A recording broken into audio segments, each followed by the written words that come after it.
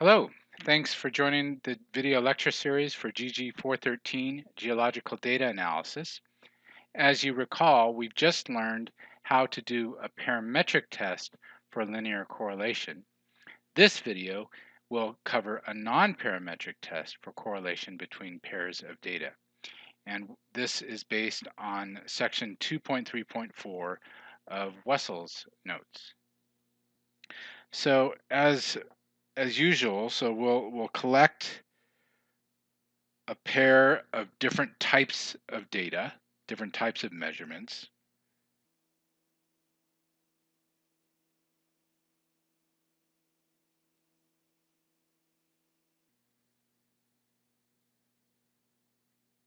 And let's call those different types X and Y. So we're going to make a sampling of both X and Y. And the objective is to test whether within the population X and Y are correlated.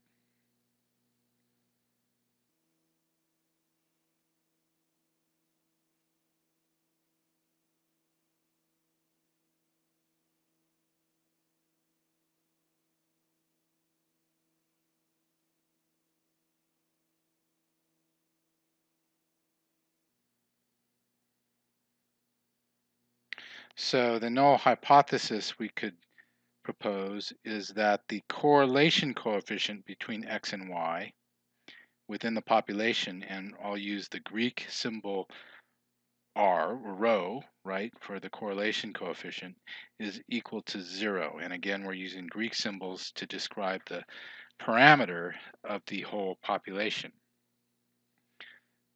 So the steps for this test are first to sort the values in X and Y in ascending order separately.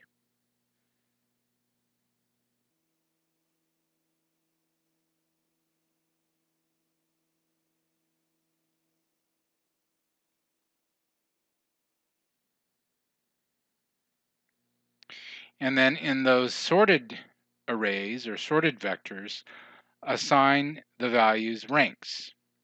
And the ranks will go from 1 to n.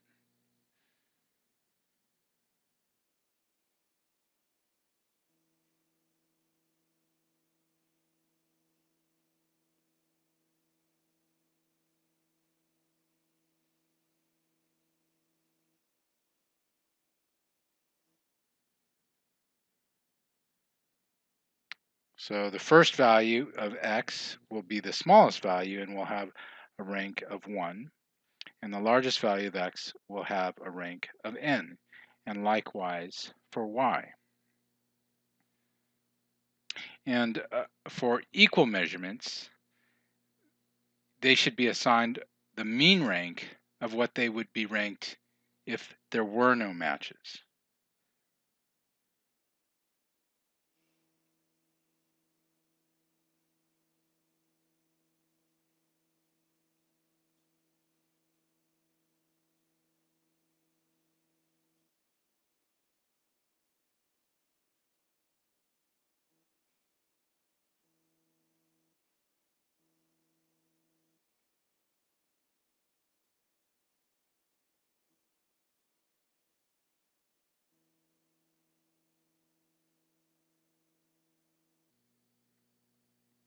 Okay, so that'll be step 1.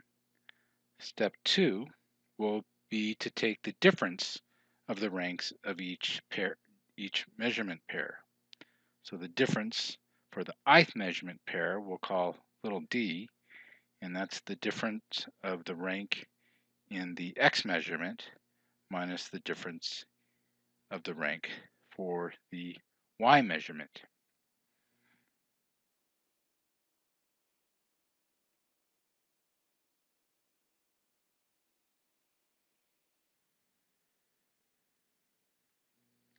And Spearman's rank correlation coefficient will be derived from little d.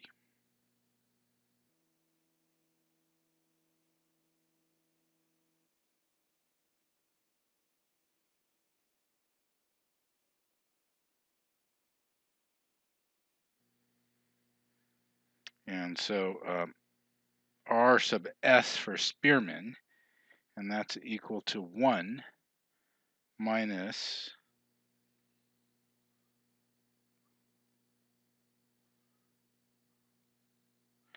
that's equal to 1 minus 6 times the sum of all the differences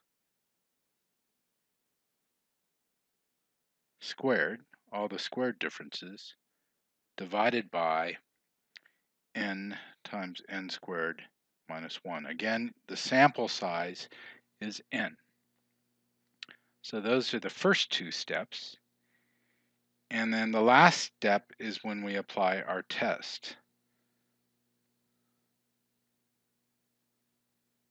So we have to define our significance level. And we'll do a t-test for small samples, that's n is less than 30, or a z-test, or the correct statistic is z for larger samples. And here, nu, our degrees of freedom, is equal to our sample size minus 1.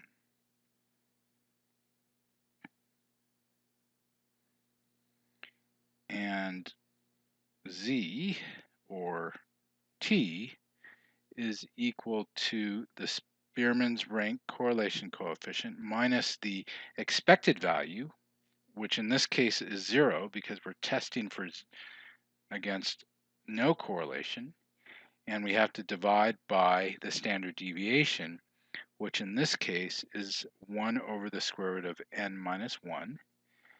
And if we simplify that, we get r sub s times the square root of n minus 1.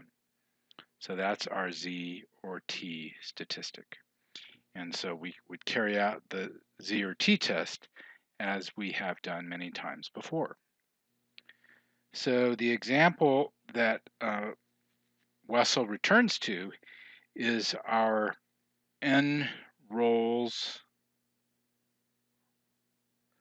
of a red and green dice. Okay, this is the same example used in our parametric correlation test. And the red dice had values, came up with a 4, a 2, a 4, a 2, and 6. And here n is equal to 5, right? Our green dice landed on a 5, a 2, 6, 1, and 4. Okay. So the ranks for the red dice, well, the 2 is the smallest, so I'll just put a 1 and a 2, and then a 4 is the next largest, so that would be a 3 and a 4, and then 6 is the biggest, so that has the highest rank. But as you probably noticed, there are 2 2s, so again we assign the ranks equal to the mean of the 2 ranks if there weren't any matching 2s. And then likewise there are 2 4s, so these get assigned again the mean of those 2 ranks. Okay, so those are the ranks for the red dice. The ranks for the green dice are we get a 1 for 1, 2 for 2, the next highest is a 4, that gets a 3, 4, and then 5. And there are no repeated numbers there, so we don't have to do any averaging. And then finally, our d values are differences between the ranks. So the rank from x is 3.5 minus 4 is minus 0.5. The next difference is also minus 0.5. The next difference is minus 1.5. and then 0.5 and 2. And so if we square the ranks and square them and substitute that into our equation, we get RS is equal to 0.65, and from that we find that T is equal to 1.3. And again, we're going to use T because we have a small sample size. So the critical value of T is for a number of degrees of freedom of 4, and Wessel uses, let's see, alpha is equal to 5%. And so we have to look at this is a two-tailed test, so we have to look at T at 2.5%. So if we look at our T table, we're doing a two-tailed test for 5%. So alpha is over 2 is 0.025. We have 4 degrees of freedom. So again, we're in this column, 4 degrees of freedom, and it looks like our critical value is 2.776.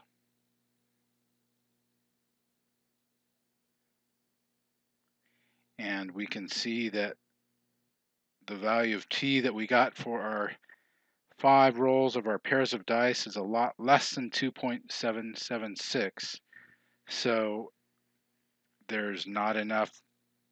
T is much smaller than the critical value, so we cannot reject the null hypothesis.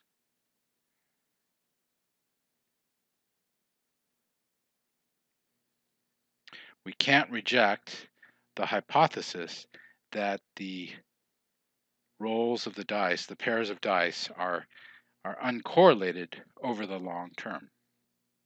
Now, a nice advantage of Spearman's rank correlation coefficient is it doesn't assume any specific form of the relationship between our two forms of data. If you recall back to Pearson's linear correlation coefficient, it depended on the values of the measurements themselves, and therefore was a measure of the linearity between the two forms of measurements. Spearman's rank correlation coefficient depends not on the data itself, but on the relative sizes as measured by the ranks. And therefore, there's no specific functionality required for a significant Spearman's rank correlation coefficient. The relationship could be linear, it could be curved, it could be exponential, whatever, but as long as the two forms of data are monotonically related, then Spearman's rank correlation coefficient will be significant. Okay, so that concludes our discussion of a non-parametric test for correlation using Spearman's rank correlation coefficient.